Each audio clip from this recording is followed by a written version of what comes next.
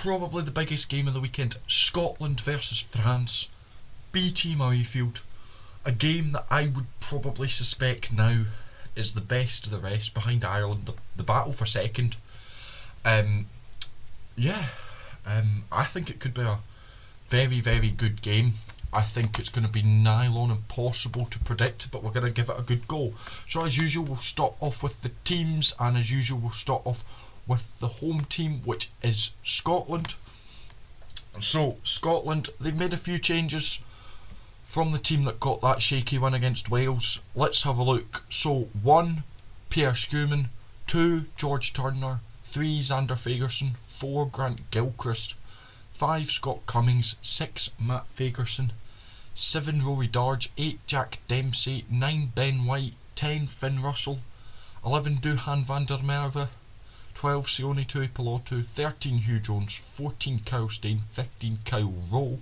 So the backs are completely unchanged, and the forwards, obviously, Gilchrist comes in after being suspended for the Wales game. He comes in instead of the injured Richie Gray. The back row is completely changed up. Fagerson moves from 6 to 8. Rory Darge comes back from injury, and Jack Dempsey is promoted from the bench.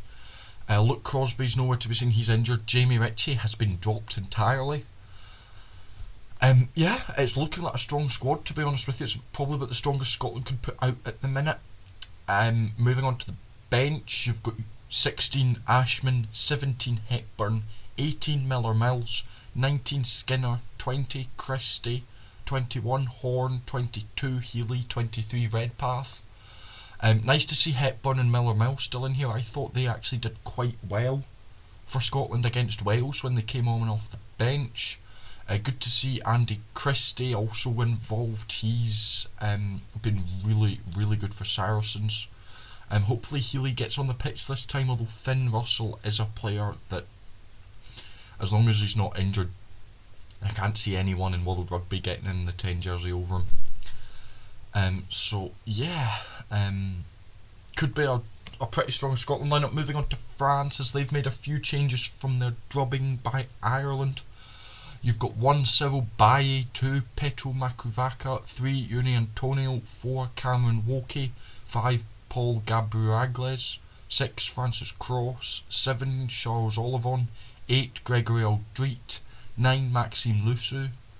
10, Matthew Jalabert. 11, Louis Biel-Barry. 12, Jonathan Dante. 13, Gael Fickou. 14, Damien Pinot, and 15, Tomer Ramos. So a few changes there with like Woki coming in for the suspended Willemse, and Biel-Barry also coming onto the wing.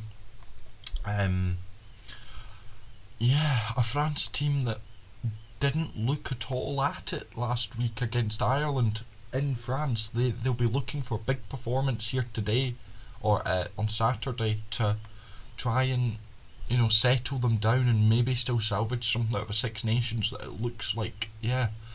So we'll go on to the French bench now. At 16 you've got Marchand, 17 Tao Fanua, 18 Alda Herge, 19 Tuolangi, 20 Ruminart, 21 Buderhent, 22 Legaric, and 23 Moafena. I believe that's a 6-2 again. Which is interesting, the good old classic 5-3 versus a cheeky 6-2 could be interesting. Obviously, as I said, France struggled last week. Scotland struggled in the second half. I think it'll come down to, can Scotland keep their discipline? If they can, and they play like they played in that first half against Wales, this could be a big win for Scotland. France do traditionally struggle at Murrayfield, to be fair, only winning 1 in the last 5 times visiting the Scottish capital. Just this game's far too close to predict. France, you've got to presume they will not play like France last week. And Scotland, I mean, who knows? As I've said several times, I said in the Wales game, it genuinely depends on what Scotland turns up. If Scotland turn up like first half against Wales, France are toast, I think. But second half, it all depends on the Scottish discipline, I think, this game. And I don't know if that's not crediting France with enough, but I genuinely think that's it. I mean, France can cause damage of their own. You look at that backline and all of them could score. Damien Pinot, he's almost nailed on to get at least 1 try, isn't he? But yeah, can France avoid another stupid red card? It'll be interesting.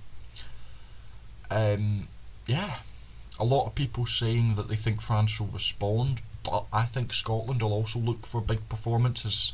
They said themselves they were not happy with the Welsh performance and the win over Wales, which is something I thought I'd never say. You know, Scotland winning Cardiff and they're not happy about it, but the performance was a bit lacklustre, especially in the second half, as I've said about 50 times. But no, it'll be interesting. I'm going to go with a narrow Scotland win. Narrow Scotland win, although this is anyone's game. Thank you very much for watching. Let me know if you agree with me, and yeah, this is a huge game for both teams. You think if France win this, they can push on and probably win the rest of the games. If Scotland win this, they've got momentum. England after this, Italy, and then, Scotland win this game. Scotland win this game. Please, Scotland, win this game. I know I'm doing the exit now, but Scotland, please win this game. If we can get rid of probably the two hardest realistic wins, if you take out Dublin and say it's not realistic, we're going to win that. The two hardest, Cardiff and France, are the two hardest. And I know you're going to say England, but I think going to Cardiff, for Scotland, going to Cardiff and facing France are tougher than England at Murrayfield, and then Italy away could be a bit of a good game as well. But momentum, Scotland, this is all about momentum.